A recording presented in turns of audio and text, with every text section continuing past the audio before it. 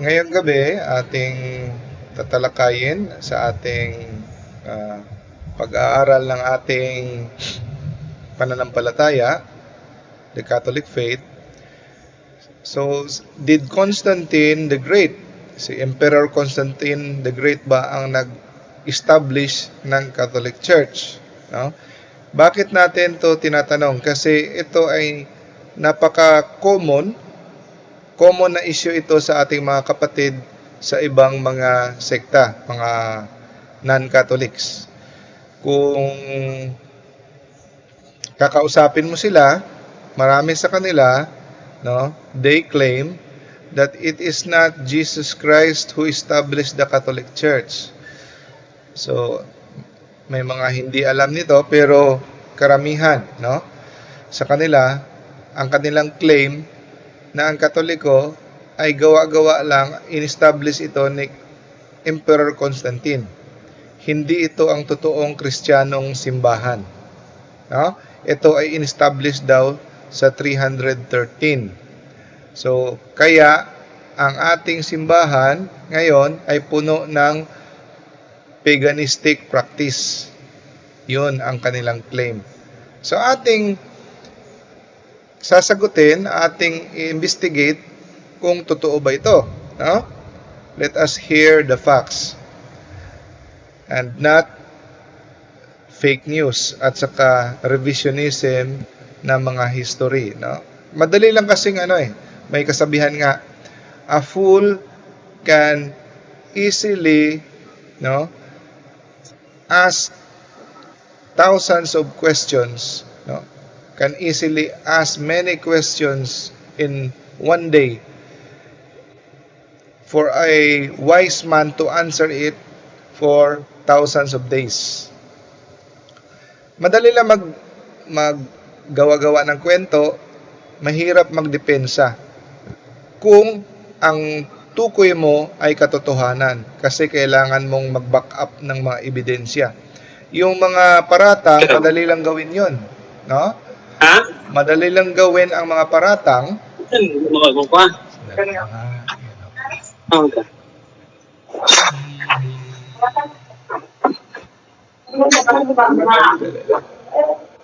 I-mute ko lang lahat para hindi admit. Mute all.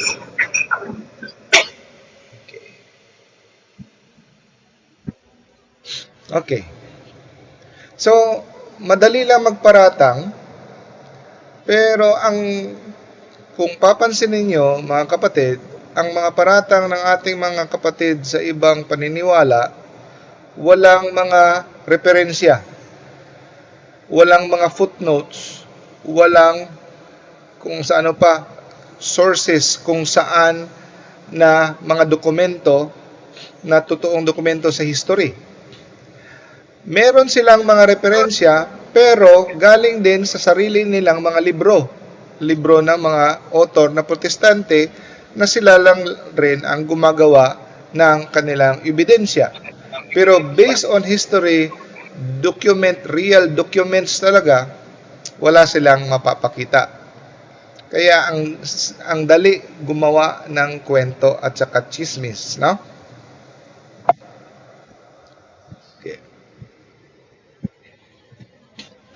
Did the Catholic Church start with Constantine the Great in 313 AD?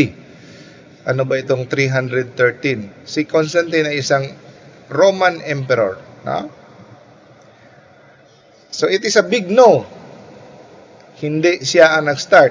Kasi alam natin na si Jesus Christ sa Caesarea Philippi, sabi niya, I will build my church. You are rock and I will build my church, no? So upon this rock I will build my church and the gates of hell will not prevail. So binild niya ang church sa bato kay Pedro, and it started 33 AD. Alam natin yan, pero sasagutin pa rin natin with evidence.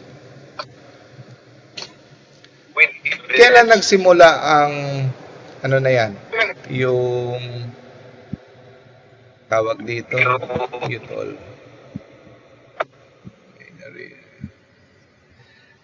Kailan nagsimula ang myth na ito?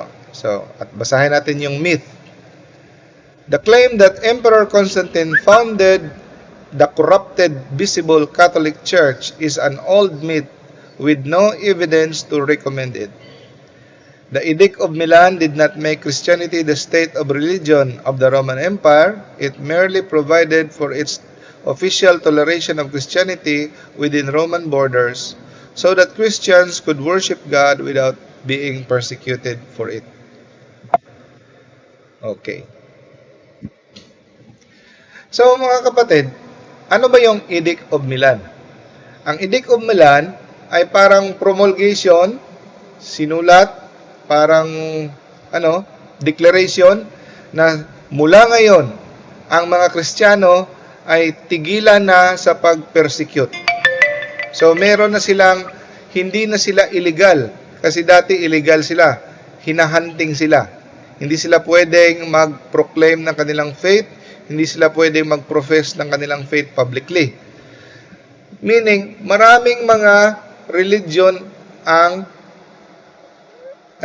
Rome. Merong Jewish, merong paganism, marami.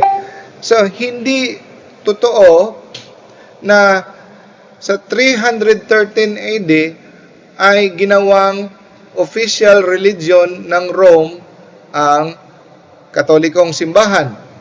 Ginawa lang siyang legal, meaning ititigil na ang kanyang persecution. No? So, tolerance for Christianity and other religions, equal footing na siya. Hindi siya ginawang official religion sa 313. No? Ito, 313, the Edict of Milan makes Christianity the recognized religion in the Roman Empire. Recognize lang, ni-recognize na. We should let both the Christians and all other follow whatever religion they wanted to. So whatever God there is in heaven may be happy and pleased with us. So, bakit biglang bumait itong si Emperor Constantine? Sabihin natin, tatalakayin natin anong background. Okay? So, since Emperor Nero, Diocletian, yun mga grabe na mga disyos, grabe na mga persecution, no? Nagtatago-tago ang mga torture, mga bishops, mga priests. So, patago ang kanilang pag-practice ng Christianity. So, maybe this is already the answer of God, no? God's answer to all the centuries of prayer. Ito na dumating, no? Si Constantine, Emperor Constantine, he is engaged in a civil war with Maxentius. So, hindi pa clear kung sino yung emperor talaga kasi may mga nahati-hati na ang Roman Empire sa mga rival. So, ang mortal enemy during this time na Roman ni Constantine is Maxentius. At saka si Maxentius ay very confident na mananalo siya sa giyera kasi nag-aagawan sila kung sino yung magiging hari sa buong empire. Medyo nahati na kasi yung empire during this time. So si Maxentius at saka si Constantine. So sigurado si Maxentius kasi pinakitaan siya ng prophecy ng kanilang mga gods na mananalo siya. So etong si Constantine, habang nagmamarcha sila to war, may nakita siya sa langit na sign, no? May nakita siya sa langit. Ito yung nakita niya. Yan. Yung Chiro, no? So, ang nakalagay doon, in hoc signo vinces. Ang meaning, in this sign you will conquer. In hoc signo vinces. Pero hindi niya na intindihan. Nakita niya lang yung sign na Chiro sign. Yung ganyan. Yung may X at saka may P. So, nung gabi nun, nung nakita niya, umaga niya nakita, pagkagabi, pinapanaginip siya ni Lord, ni Jesus. Sabi ni Jesus, In this sign, you will conquer. So, yun, pinagawa niya ang mga shield ng kanyang army, yun ang sign na ginamit nila. Chi, Ro, that is the first two letters of the word Christ. No? So, dahil doon, sa sign na yon, nagkatotoo yung sinabi ni Jesus sa panaginip niya, that in this sign you will conquer, the sign of the cross, no? The sign of Christ. Doon siya nakumbinse na the God of the Christian is the true God. Kaya siya, on 3:13, nag-declare siya ng Edict of Milan. Pero hindi pa siya Kristiyano during that time. Kasi yung mga early Christians, they are so stricto sila, na yung sundalo, at saka medyo hindi pa masyadong seryoso si Constantine sa kanyang pagkakristyano. Kasi more on politiko siya. No? At saka, ang pananaw ng mga early Christians, hindi sila nagbabaptize ng mga sundalo na involved sa giyera kasi violence, no?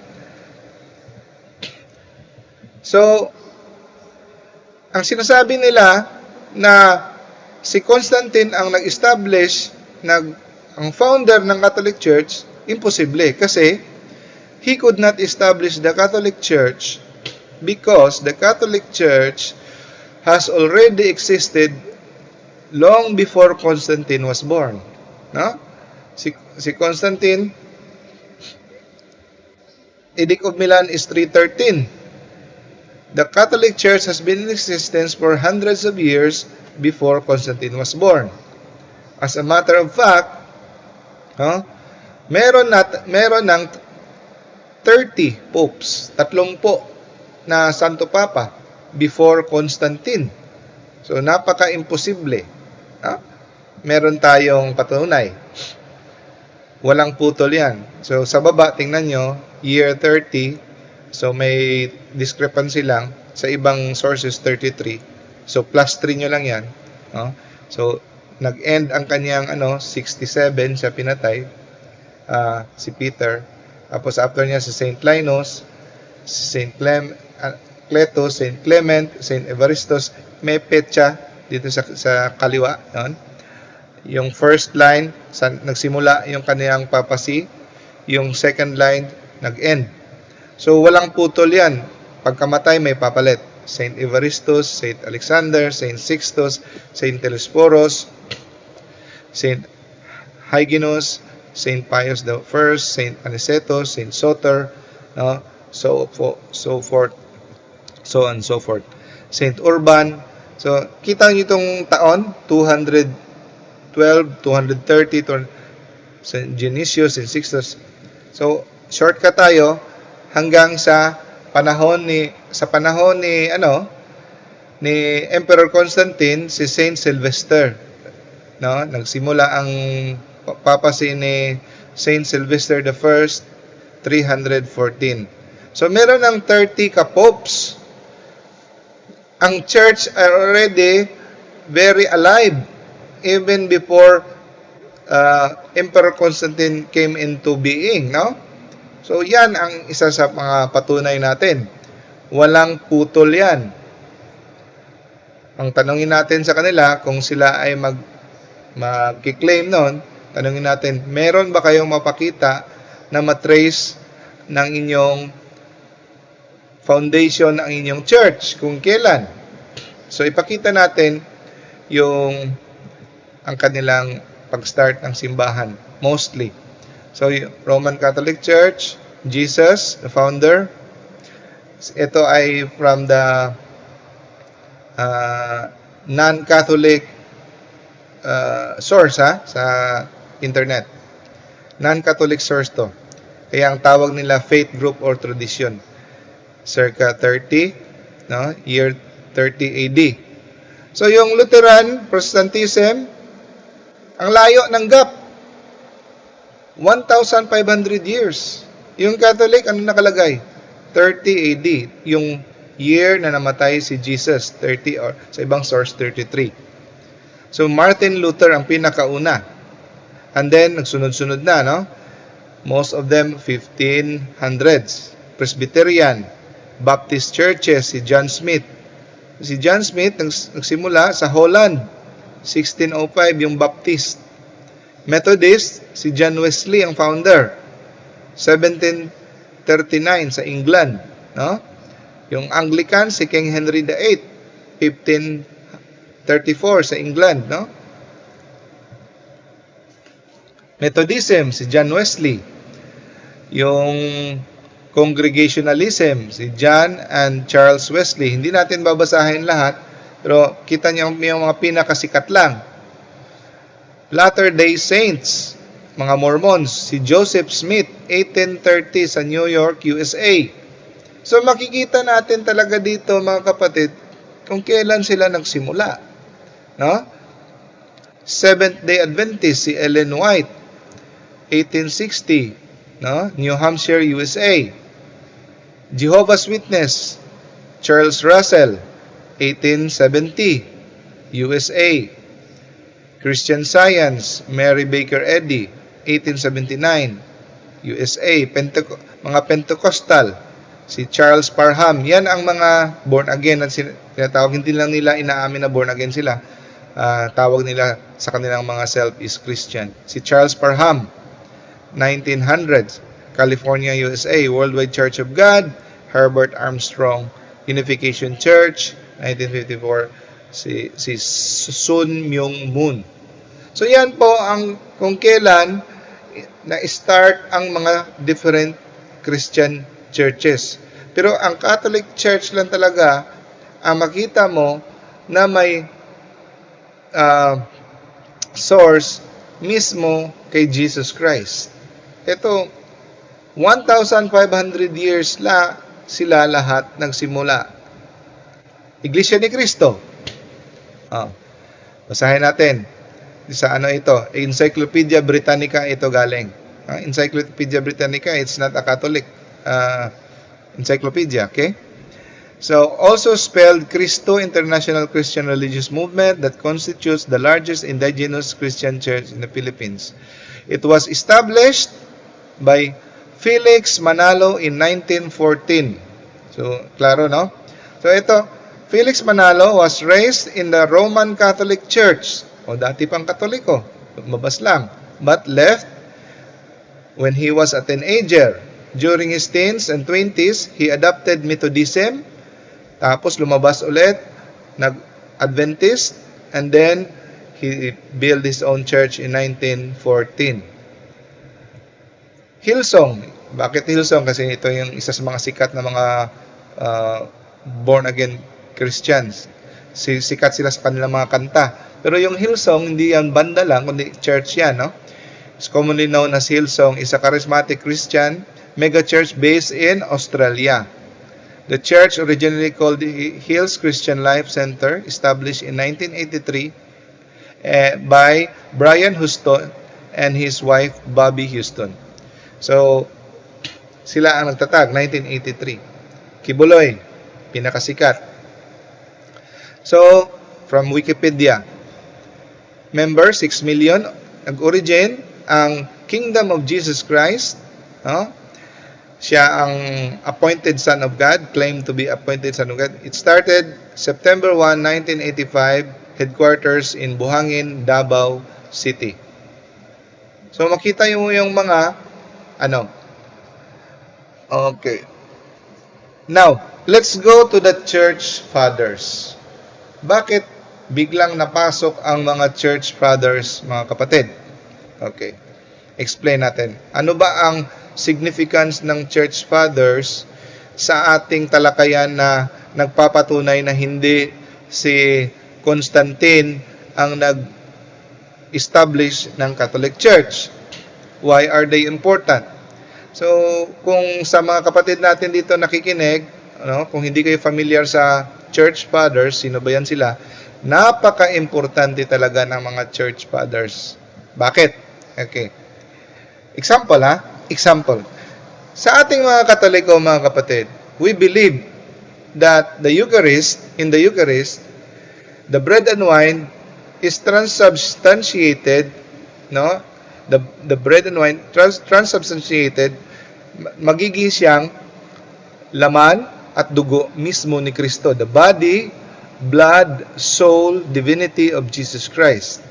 Now, ang ating mga kapatid na mga ibang paniniwala, na mga ibang sekta, they do not believe. They believe that it is just a symbol, simbolo lamang. So, anong sinasabi natin sa ano? Dali.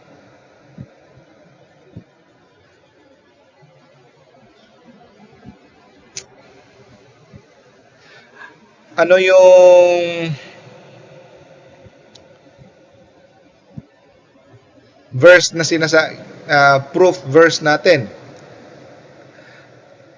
Jesus said to them, "Very truly I tell you, unless you eat the flesh of the Son of Man and drink His blood, you have no life in you." Kung di mo kakainin ang laman at saka dugo ng anak ng tao, hindi ka makakaroon ng buhay, no? "Whoever eats my flesh and drinks my blood has eternal life, and I will raise them up at the last day. For my flesh is real food, and my blood is real drink. Whoever eats my flesh and drinks my blood remains in me and I in them." So yan ang sentro ng buhay ng simbahang Katoliko, the Eucharist. That is the highest, the center, and the source of the church's life. So yan ang pinakarason kung bakit tayo mananatiling Katoliko is the Eucharist, kasi hindi mo makikita sa iba yan na turo. And then it is the Catholic Church lang ang nagtuturo na ito talaga ang the body, blood, soul, divinity. At saka ito, sinasabi niya, "For my flesh is real food and my blood is real drink."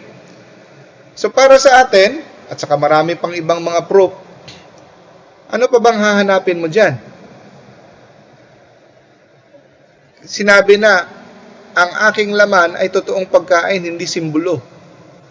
Ang aking dugo ay totoong inumin, hindi simbolo. Di ba? Para sa atin, kumbinsido na tayo dyan. At para sa atin, kung ikaw na protestante magbabasa nito, dapat magkatoliko ka na. Kasi ito ay grabe na talaga nakatibayan. Wala na talagang kawala to kasi hindi simbolo ang nakalagay dito. My flesh is real food, hindi simbolo. Pero, ang ating mga kapatid, meron pa rin silang sagot. Gagamitin nila ang bersikulo sa John chapter 6, 56. Ito yung panangga nila dyan na bersikulo. So, it is the Spirit who gives life. Kasi the flesh profits nothing. The words that I have spoken to you are spirit and life. So, hindi daw literal yon na laman at saka dugo. Kasi according sa kanila, gagamitan nila ng verse sa Bible, John chapter 6, 63, na it is spirit. Hindi daw yon literal na laman. It is spiritual ang pagkasabi daw ni Jesus. Yan. So, anong mangyayari? Gagamitan natin ng bersikulo, iba na namang bersikulo, ibang bersikulo, and then walang katapusang debate. So, diyan papasok mga kapatid ang church fathers. Kasi ganito. Tandaan niyo mga kapatid, both Catholic and Protestants agree what the Bible says. Agree naman tayo na it is the Word of God. It is the infallible Word of God, the Bible, the Scripture. Tayong dalawa, Catholic at Protestante, we agree that. Di tayo magkakaano. At tapos sabihin nila, bakit nyo hindi sinusunod ang Bible? Sinusunod natin ang Bible. Pero ito ang dito tayo hindi nagkakaunawaan. But we do not agree many times on what it means. We agree that the Bible, the Word of God, is the inspired Word of God. But we do not agree on what it means. So, one way to solve this is to look more closely to the details of the text. Balik tayo sa details sa text, ano ang konteksto, ano ang culture, ang language, ang translation, ang version ng translation ng language. Yung exegesis, hermeneutics, isa yan sa mga makakasolve, no? Kung ano talaga. Pero ang problema lang, ang ating mga kapatid na mga ibang sekta, meron din silang kanilang mga research din daw na ganito daw ang pag-intindi. Kesyo, Hebreo, Aramaic, ganito. Meron din sila.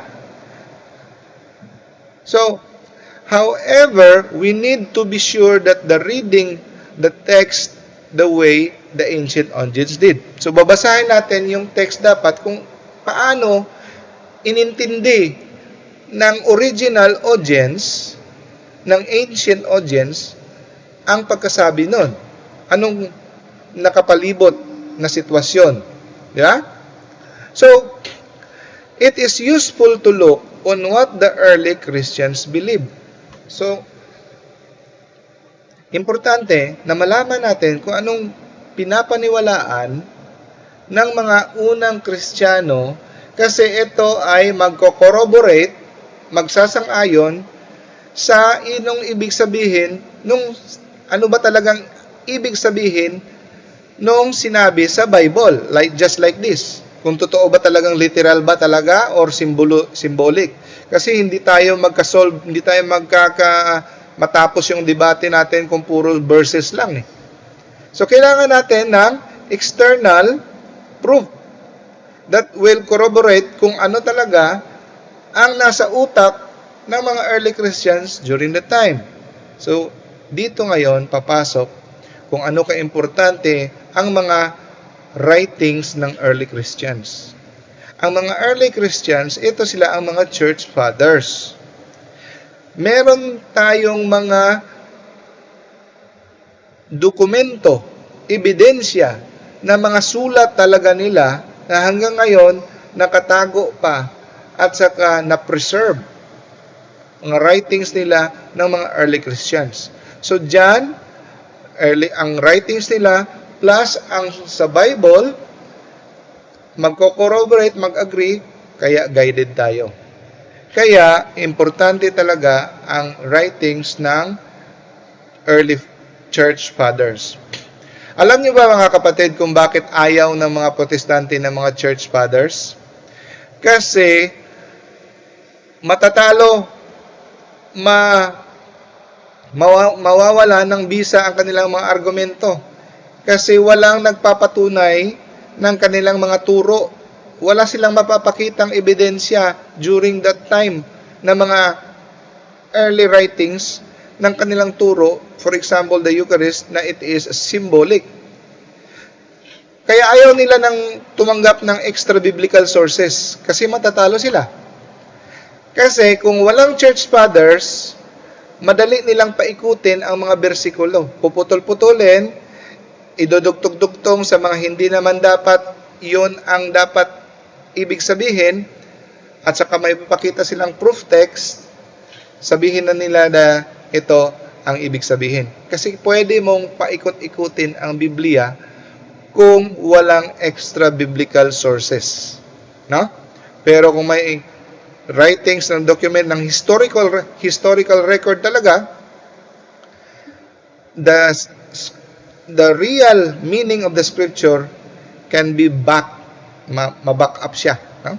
So the church fathers were influential theologians. Writings explain the key scriptural principles in the early church.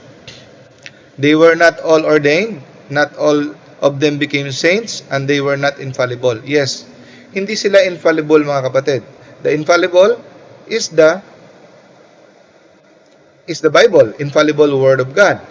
Hindi natin we are not elevating the status of the church father as the same as the Word of God. No, but they are just a backup, no, additional proof on what the early church is thinking and their belief.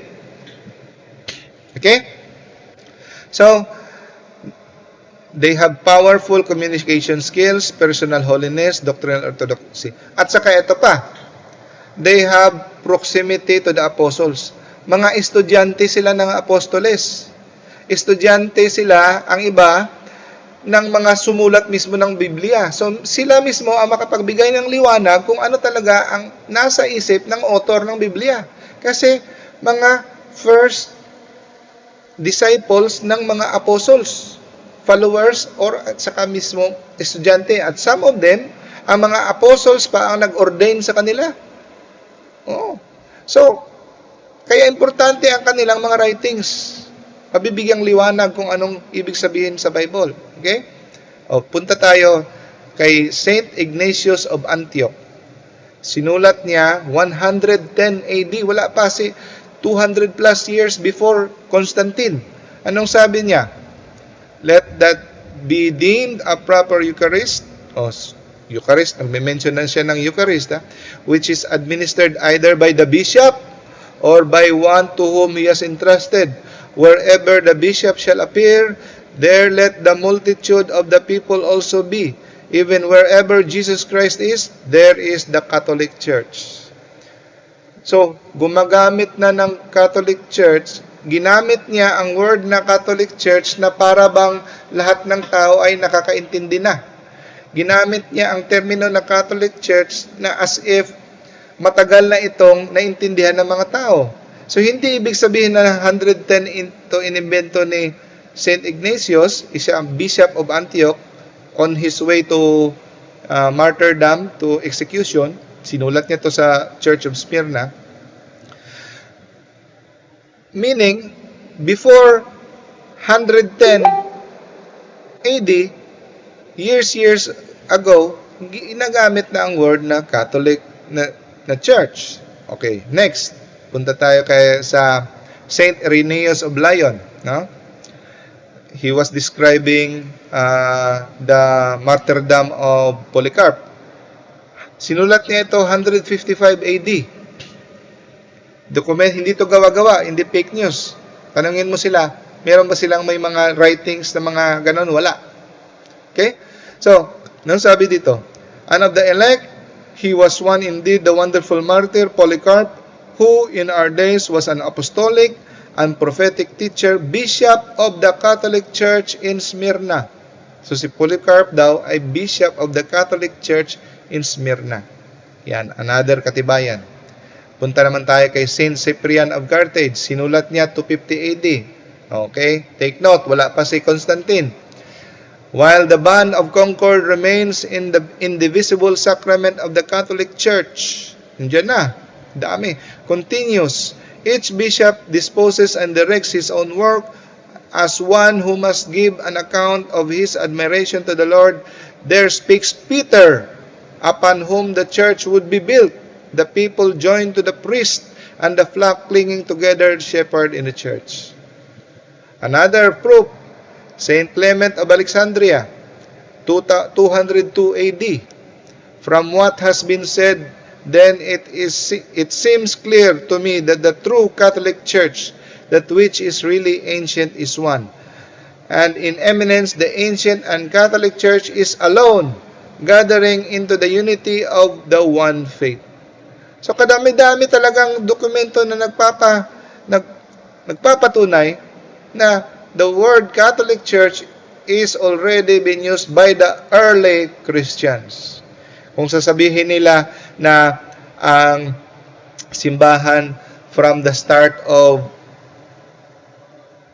Constantine 313 AD ay nag-apostatize na, hindi na siya naging totoo. Pero ang inimbento lang yung Catholic Church na yan sa panahon ni Constantine, dito nagpapatunay 200, 110 ginagamit na sa mga dokumento ang Catholic Church. Okay? Punta naman tayo sa mga encyclopedia. Kahit encyclopedia, mga kapatid. No? Merriam-Webster's Encyclopedia of the World Religions. Roman Catholicism. Christian Church characterized by its uniform, highly developed doctoral and organizational structure that traces its history to the apostles of Jesus Christ in the first century. Walang sinasabing Constantine, 313. Now, punta tayo sa International Encyclopedia, Volume 20, page 520. Roman Catholic Church, there are two equal valid definitions of the Catholic Church comparable to the twofold nature of Jesus Christ, its founder. Kahit encyclopedia, nagpapatunay. Grolier Encyclopedia, founded by Jesus Christ. So, may makita ka bang encyclopedia? Usually, ang encyclopedia, hindi yan mga, hindi yan bias, no? May mapakita ka ba na mga extra Christian sources na nagpapatunay na si Constantine, wala ka talaga makakita na encyclopedia o kahit na na si Constantine ang nagsimula ng Catholic Church. Meaning, ito ay isang napakalaking kasinungalingan. Delikado yan. Magsinungaling ka para lang ma-prove mo na mali ang simbahan. No? Okay. Ang next na tanong, si Emperor Constantine ba, siya ba ang gumawa na maging official religion of the Roman Empire? Ang Catholic Church, ginawa ba ni Constantine na official religion of the Roman Empire? Ang sagot, no.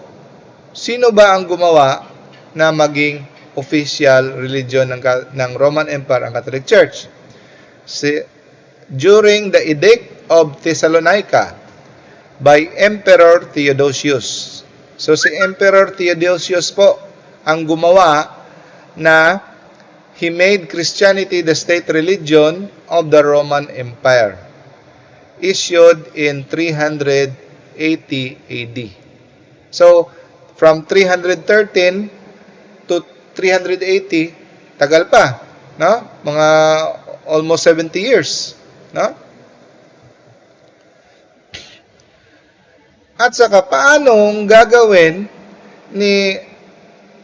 i-establish ni Constantine na official religion ang simbahan, hindi nga siya Katoliko. Naging Katoliko, nabinyagan lang siya sa kanyang deathbed, no? Nung malapit na siyang mamatay. Kasi nga si Constantine ay hindi siya ganun kaseryoso sa kanyang pagka-Kristiyano, siya ay politiko, no? At saka yung sinasabi na ayaw ng mga early Christians mag-baptize ng mga active na mga sundalo. Okay. Next issue. Next ng myth. Emperor Constantine adulterated Christianity and mixed paganism with Christianity, resulting to the present practices of the Catholic Church. So, okay pa daw yung Christianity before Constantine.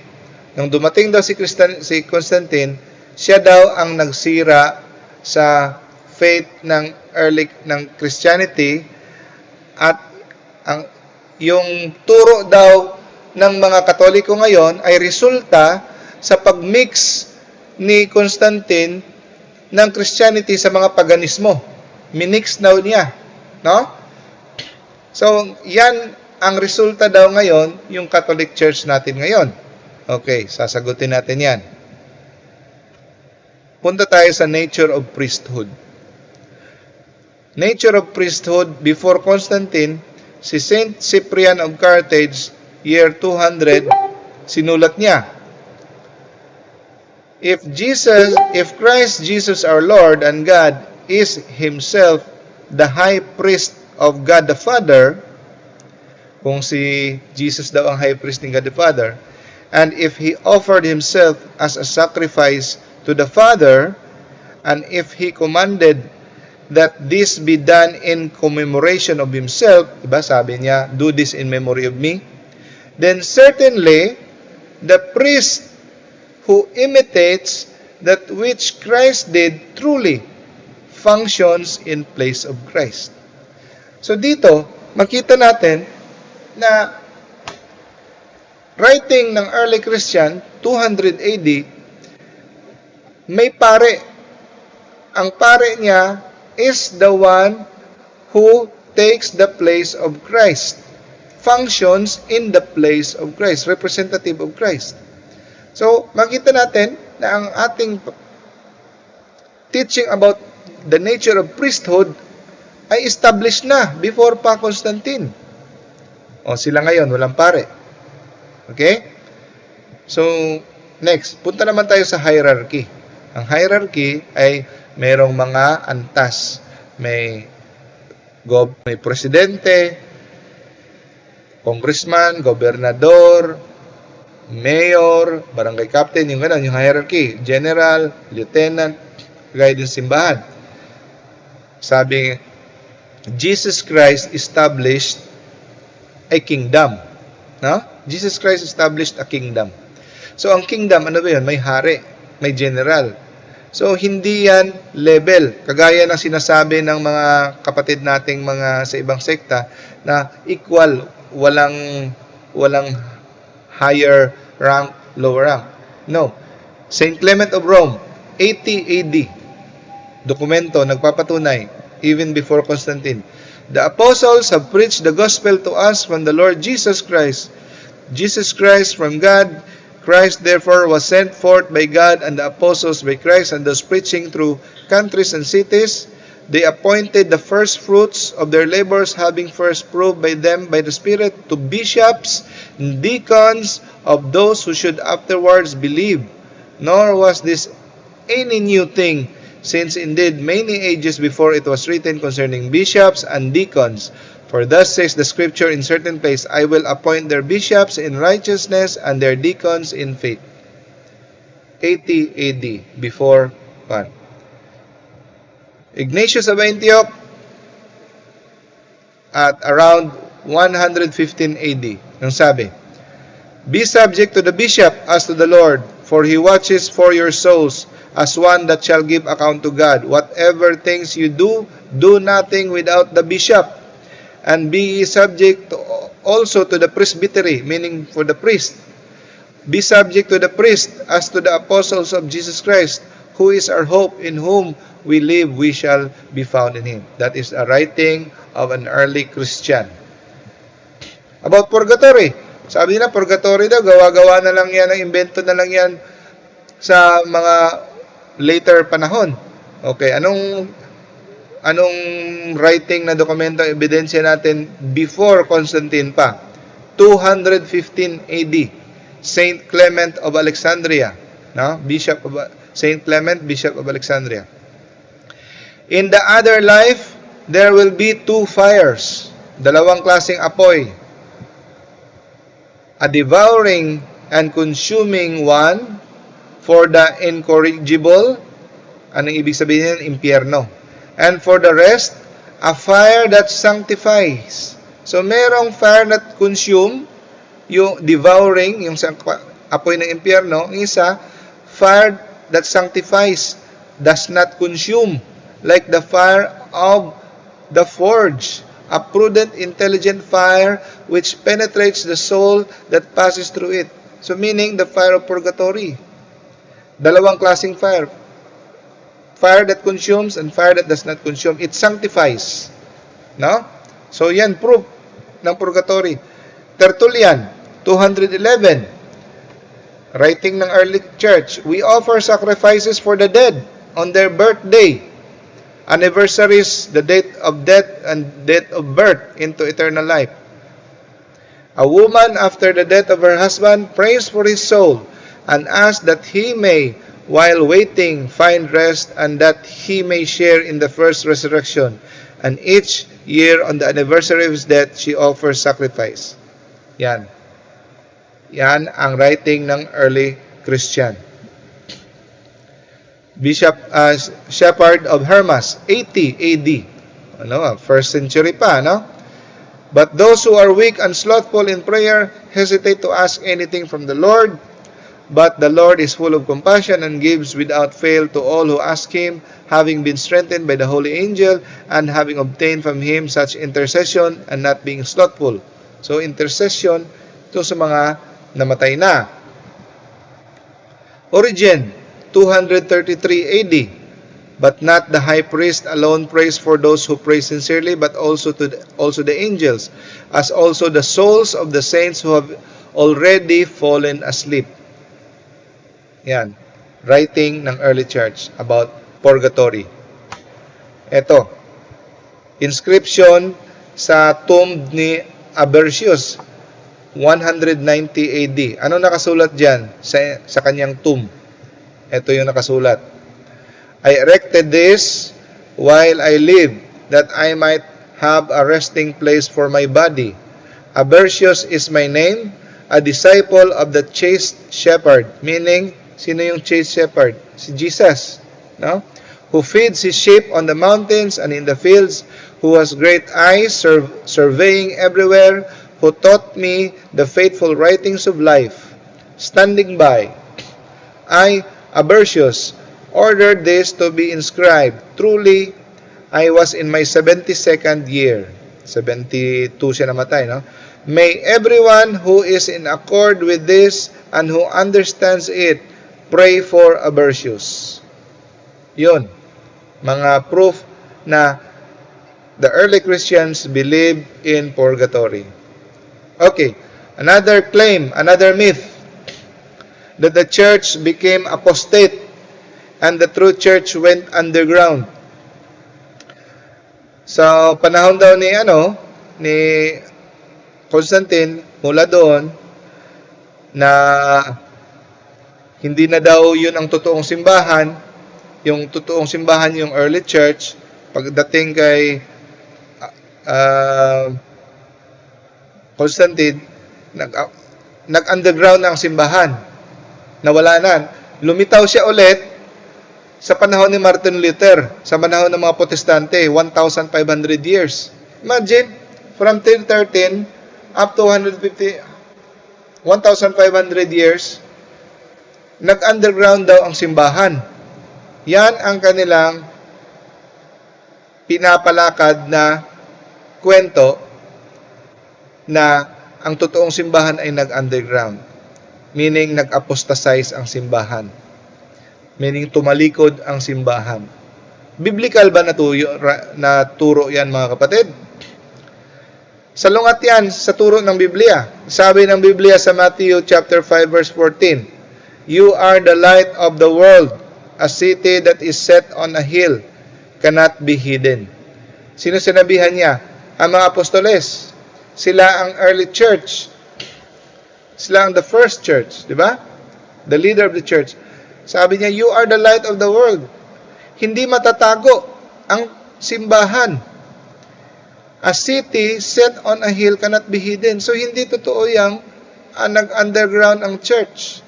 At saka kung ano yung mga turo nila na rapture, once saved, always saved, scripture, sola scriptura, the Eucharist is just a symbol, wala ka makitang kahit isang writing ng early church na kahit from 33 AD up to 1,000, wala ka makita up to 1,500. Wala ka makita ni isang writing ng early church documents. Ha? At saka ito pa. Sabi ni Jesus, You are Peter, and upon this rock I will build my church, and the gates of the netherworld and the gates of hell will not prevail against it. Hindi madadaig. No? So, meaning, useless ang sinabi ni Jesus kung mag-underground ang simbahan.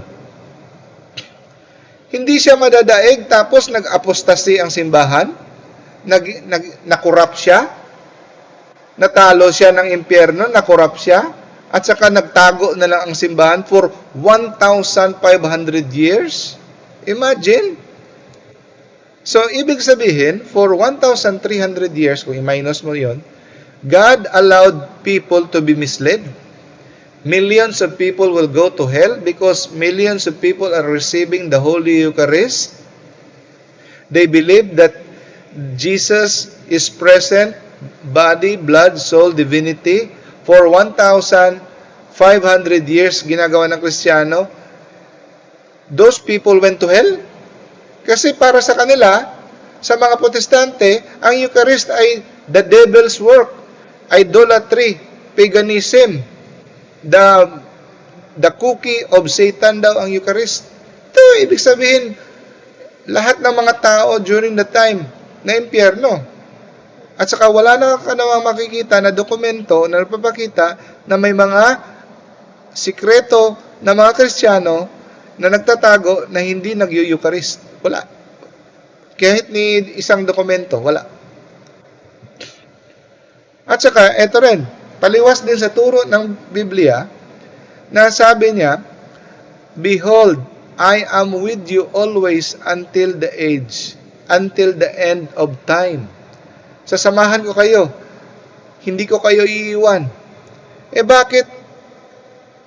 Kung totoo yung sinasabi na nag-underground, kasi tumalikod ang simbahan, taliwas naman to, useless na naman to pagkasabi ni Jesus sa Matthew 28 verse 20, na I am with you always until the end of time. No?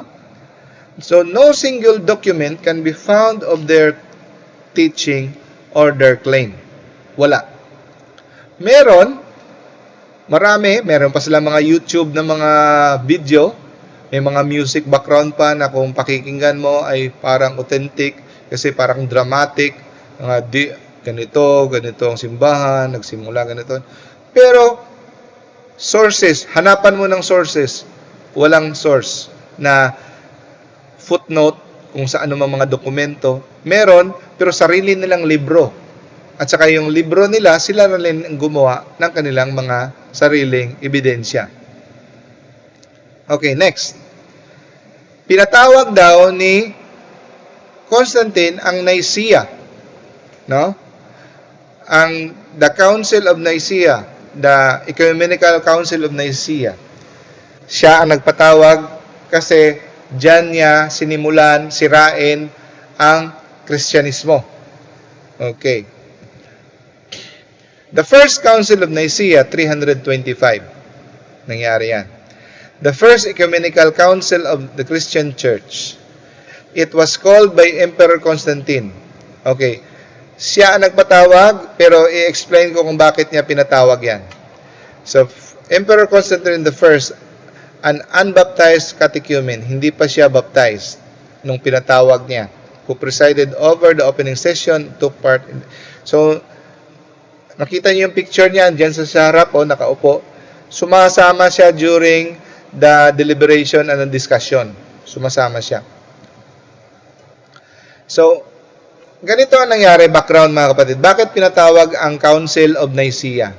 It's because to answer the problem of Arianism. Ang pari na si Arian, no? Ito yung turo ni Arian, no? Si Arian, no?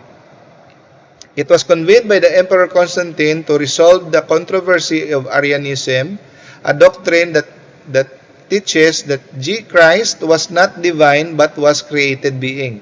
Hindi siya Diyos, siya ay nilalang lamang. Ito yung, pwede nyo itong kopyahin, the four teachings of Arius. The summary of the teaching of Arius. The Son of God is not one substance with the Father. Number 2, the Son of God is not equal to the Father. Number 3, the Son of God is not co-eternal with the Father.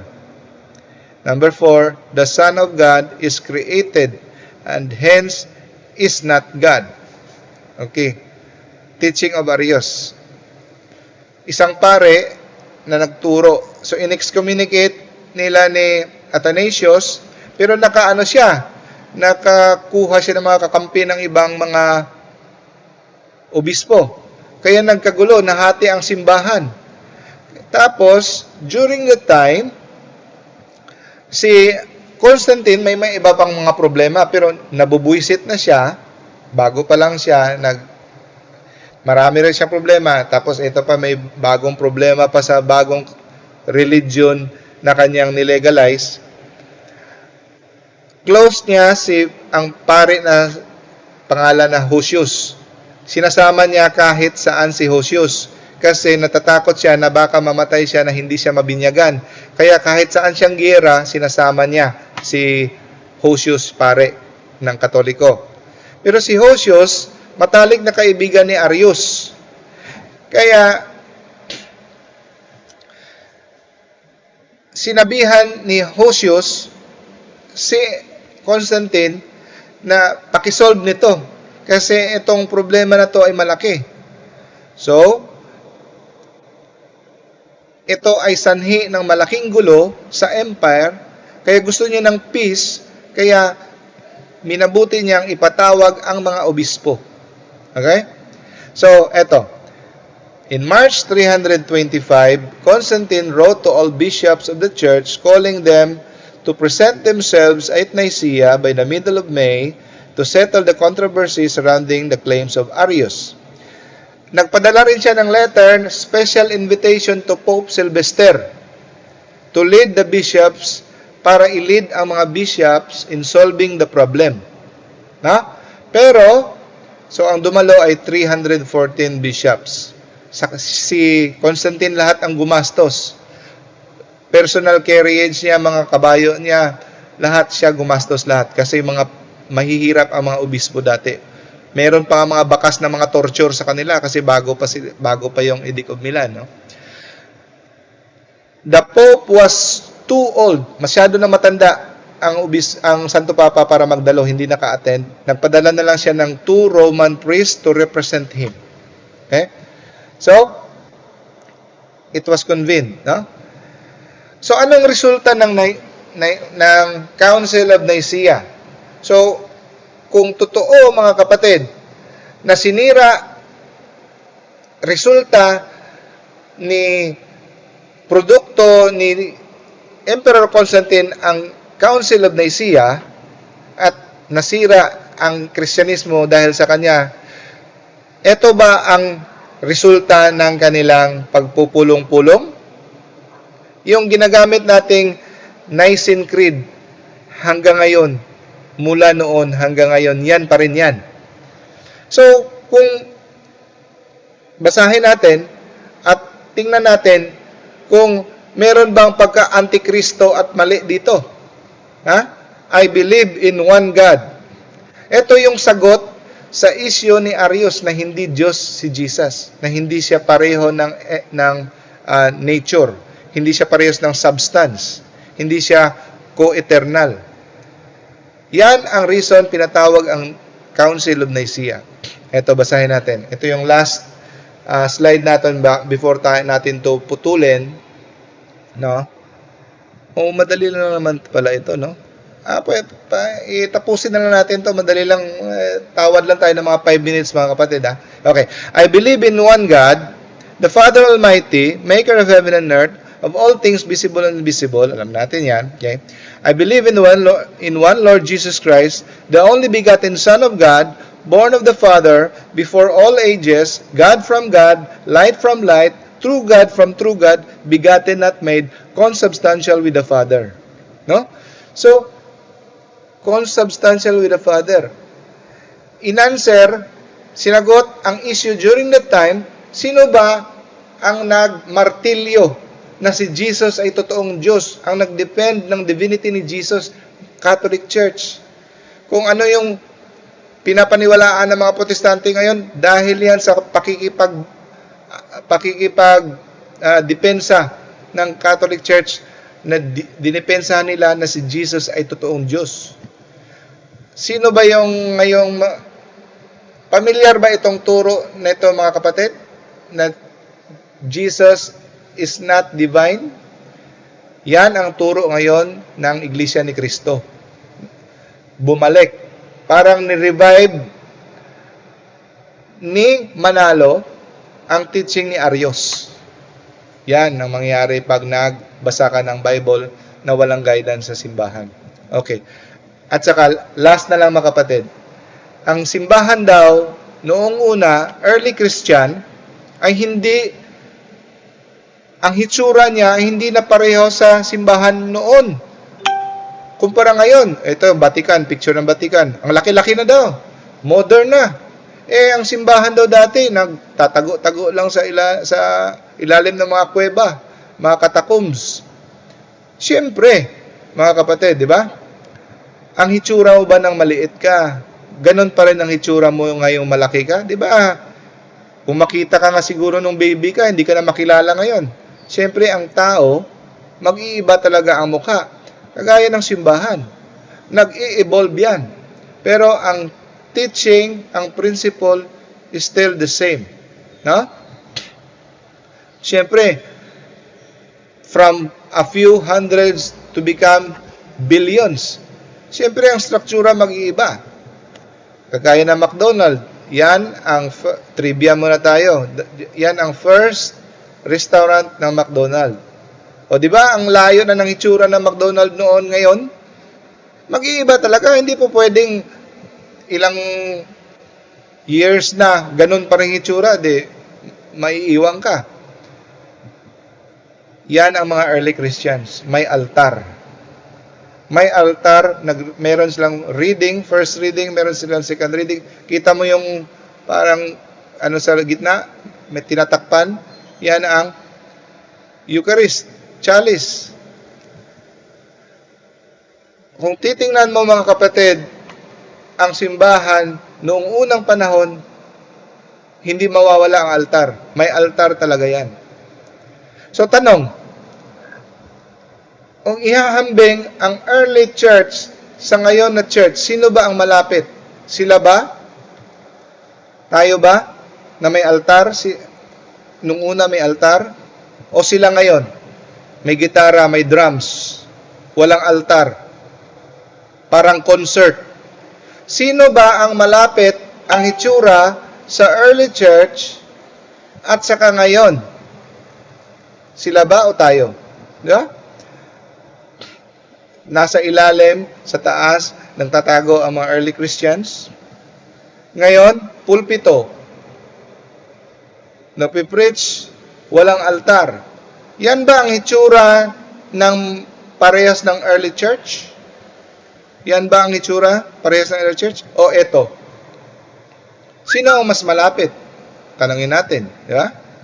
So, dyan lang muna tayo mga kapatid. Sorry, lumagpas tayo. So, next week, we will be taking up bakit, ang next topic natin next week mga kapatid, bakit hindi Christian ang tawag sa atin? Bakit Katoliko? Bakit hindi Christian? No?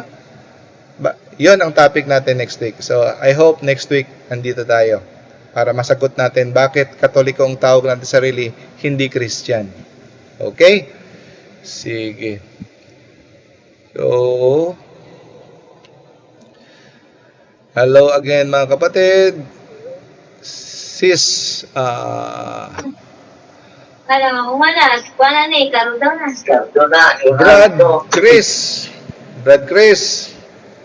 Brad Crisos. Pero gimingaw na ko nimo Brad Crisos. Opening, closing prayer Brad Crisos. Saan naman ito? Nawala man. Ay bro. Sige bro. Closing prayer ta bro. Okay, sige. Amen. Amo ating balaan nila. Salamat kayo sa kagabiyon yata kanamo nga andungog namo mo ang mga mensahe sa mga speaker na si teaching ato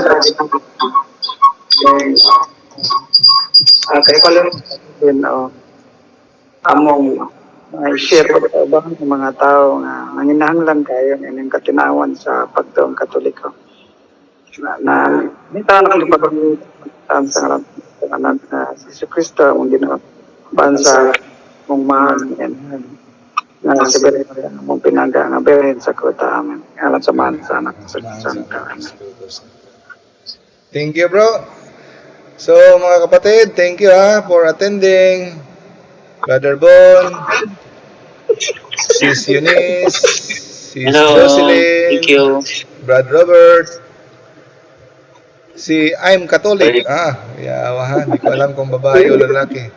Sige, bye-bye. See you next week, ha? Okay.